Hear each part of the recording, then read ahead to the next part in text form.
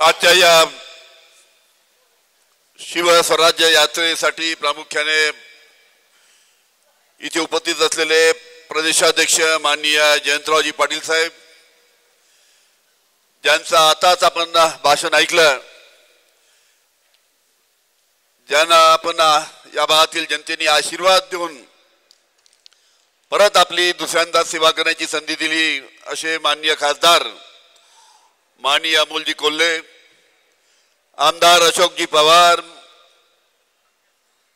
त्याचबरोबर आमच्या महिला प्रदेशाध्यक्ष रोहिणीजी खडसे, जिल्हाध्यक्ष जगन्नाथजी शेवाळे, युवक प्रदेशाध्यक्ष महबूब शेख, मंचावर बसलेली सर्व सन्मान्य मंडळी, मोठ्या संख्येने उपस्थित असलेले सर्व बांधव आणि उपस्थित सर्व बंधू आणि भगिनींनो, आज या ठिकाणी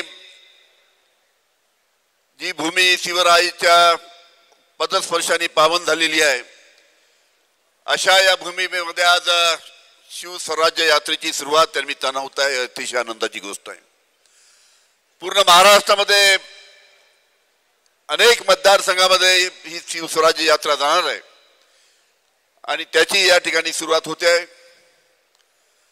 सर्वांनी सांगितलं आता 9 ऑगस्ट, आपल्याला आठवत असेल 9 ऑगस्ट 1942 भारत छोडो आंदोलन, आणि याच भूमीत आपण सर्व स्वातंत्र्य संग्राम सैनिकांनी एकत्र येऊन महात्मा गांधींच्या भूमिकेला पाठिंबा देऊन या इंग्रजांची सत्ता त्यानिमित्तानं या भारतातून उखडून लावली. असा दिवस, आदिवासी दिवस, अशा या दिवशी आज या ठिकाणी ही यात्रा चालू होते आहे. या ठिकाणी आपण सर्वांचे भाषण इथे ऐकले. गेल्या 2-2.25 वर्षापासून या राज्यामध्ये भारतीय जनता पार्टी आणि त्यांच्या मित्रपक्षाची सरकार आहे. पण या 2 वर्षामध्ये आपण जर पाहिलं असेल महाराष्ट्रामध्ये काय चालू आहे, महाराष्ट्रामध्ये फक्त फोडाफोडीचं राजकारण त्या निमित्तानं महाराष्ट्रात चालू आहे. उद्धवजी ठाकरे यांची शिवसेना एका आमदाराला 50 कोटी रुपये देऊन फोडली. त्यानंतर शरद पवार साहेबांची आपली सर्वांची राष्ट्रवादी काँग्रेस ईडी सीबीआयचा धाक दाखवून त्या निमित्तानं फोडली. गेल्या 2-2.25 वर्षापासून फक्त महाराष्ट्रामध्ये महाराष्ट्राची जनता उघड्या डोळ्याने फक्त फोडाफोडीचं राजकारण पाहत आहे. काय महाराष्ट्राच्या जनतेसमोर प्रश्न नाही? आज महागाईचा प्रश्न आहे. आमच्या महिला भगिनी आहेत, त्यांना कल्पना आहे की कशा पद्धतीने महागाई आहे. अनेकांनी आपल्या भाषणामध्ये उल्लेख केला बेरोजगारीचा प्रश्न. अमोलजी कोल्हे यांनी सांगितलं की कशा पद्धतीने अनेक उद्योग जे महाराष्ट्रामध्ये येणार होते, महाराष्ट्रातील युवकांच्या हाताला त्यानिमित्तानं काम मिळालं असतं, असे उद्योग गुजरातमध्ये गेले, अनेक राज्यामध्ये गेलेत. त्याचा वेदांत फॉक्सकॉन, टाटा एअरबसचे अनेक प्रोजेक्टचा त्यांनी उल्लेख केला. याच भारतीय जनता पार्टीने जेव्हा सत्ता आली होती तेव्हा नरेंद्र मोदी साहेबांनी सांगितलं होतं की आम्ही दरवर्षी 2 कोटी युवकांना नोकऱ्या देऊ. तुम्ही हिशोब लावा, 10 वर्षामध्ये 20 कोटी युवकांना नोकऱ्या मिळायला पाहिजे होत्या. या सरकारने किती आमच्या युवकांना नोकऱ्या दिल्या याचा सुद्धा विचार करण्याची आवश्यकता आहे. आज आपण मोठ्या प्रमाणात शेतकरी या ठिकाणी आहे. शेतकऱ्यांच्या बाबतीत आपल्या सर्वांना कल्पना आहे की कशा पद्धतीचा शेतकरी आज अतिशय अडचणीत आहे. दुधाला भाव नाही, शेतीमालाला भाव नाही. जीएसटीचा प्रश्न इथे अमोलजी यांनी सांगितला.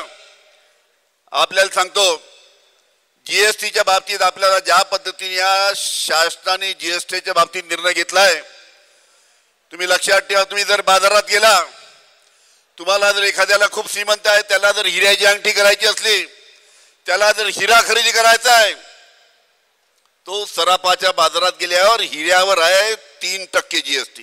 3% जीएसटी.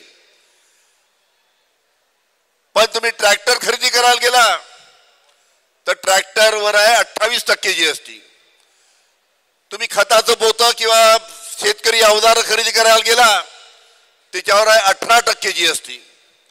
तुम्ही मोटरसायकल खरेदी करायला गेला तर मोटरसायकलवर आहे 23% जीएसटी. तुम्ही हेलिकॉप्टर जर घ्यायला गेला 50 कोटीचा तर त्याच्यावर फक्त जीएसटी आहे 5%. म्हणजे हेलिकॉप्टरवर जीएसटी 5% आणि तुमच्या ट्रॅक्टरवर जीएसटी, मोटरसायकलवर जीएसटी 28% आणि 23% अशा प्रकारची ही परिस्थिती त्यांना शेतकऱ्यांच्या बाबतीत त्यांनी आणलेली आहे. आणि म्हणूनच जी लोकसभेची निवडणूक झाली त्या लोकसभेच्या निवडणुकीमध्ये यांना जो सर्वांनी धडा शिकवला, 48 पैकी 31 जागा त्यांना महाविकास आघाडीच्या निवडून आल्यात. काँग्रेस, राष्ट्रवादी, शिवसेना, आता विधानसभेमध्ये सुद्धा सर्व महाविकास आघाडी एकत्र निवडणूक लढवणार आहे. आणि या भीतीने आता ज्या अनेक योजना तिजोरी उघडी करून ठेवली आहे, लाडली बहिणाच्या बाबतीत अमोलजी यांनी उल्लेख केला. आता म्हणतो लाडली बहिणा आठवली नाही. अरे लाडली बहिणा, लाडला भाऊ आणि शेतकरी का सावत्र आहे? शेतकऱ्याला तुम्ही सावत्रच ठेवणार का? हा सुद्धा प्रश्न त्या निमित्तानं आपल्याला या सरकारला विचारायला पाहिजे. अशा पद्धतीने हे सरकार आहे. यामध्ये आपल्याला माहित आहे की कशा पद्धतीचं राजकारण सध्या महाराष्ट्रामध्ये चालू आहे. महाराष्ट्राची सुसंस्कृत राजकीय परंपरा आहे. या सुसंस्कृत राजकीय परंपरेचे दाखले महाराष्ट्रातील अनेक राज्यामध्ये आता दिले जायचे की कशा पद्धतीने महाराष्ट्रामध्ये सुसंस्कृत राजकारण होतं. पण या गेल्या काही वर्षामध्ये आपण पाहतो, या गेल्या काही वर्षामध्ये ईडी, सीबीआय याचा धाक दाखवून आपल्या विरोधकाची तोंड कशा पद्धतीने बंद करता येईल या पद्धतीने या महाराष्ट्राच्या नेत्यांकडनं आणि केंद्रातल्या नेत्यांकडनं प्रयत्न चालू आहे. त्याच्यामुळे आपल्यातले जे पळाले ते फक्त ईडी आणि सीबीआयच्या धाकानेच पळाले, ही सुद्धा गोष्ट आपण इथे लक्षात ठेवावी.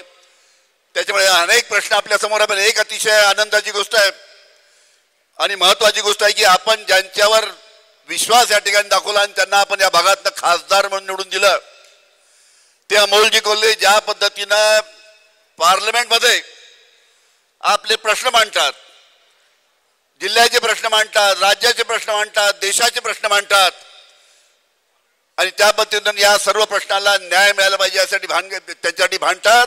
आणि म्हणूनच त्यांना संसद रत्न पुरस्कार त्या निमित्तानं मिळालेला आहे. अशा एक चांगल्या खासदाराला आपण या ठिकाणी निवडून दिलं, याबद्दल परत आपल्या या ठिकाणी अभिनंदन करतो. आणि या ठिकाणी अनेक इच्छुकांनी ते भाषण केले, पण अमोल कोल्हे साहेबांनी सांगितलं ती खरी गोष्ट आहे. शरद पवार साहेबांसाठी एक एक विधानसभेची जागा महत्वाची आहे. प्रत्येक मतदारसंघामध्ये आता इच्छुक भरपूर आहे, त्याबद्दल आता पक्ष निर्णय घेईल. पण जेवढे काही इच्छुक आहेत त्यांनी सर्वांनी ज्या एकाची निवड होईल त्याच्या पाठीमागे राहून आपला एक एक प्रत्येक मतदारसंघात एक एक आपला आमदार कशा पद्धतीने निवडून येईल या दृष्टीने आपण सर्वांनी प्रयत्न करावे. आपण सुद्धा जनतेने त्यांना आशीर्वाद द्यावा आणि या मतदारसंघात 100% शरद पवार साहेबांच्या पक्षाचा आमदार निवडून आलाच पाहिजे. याच्यासाठी आपण सर्वांनी प्रयत्न करून आणि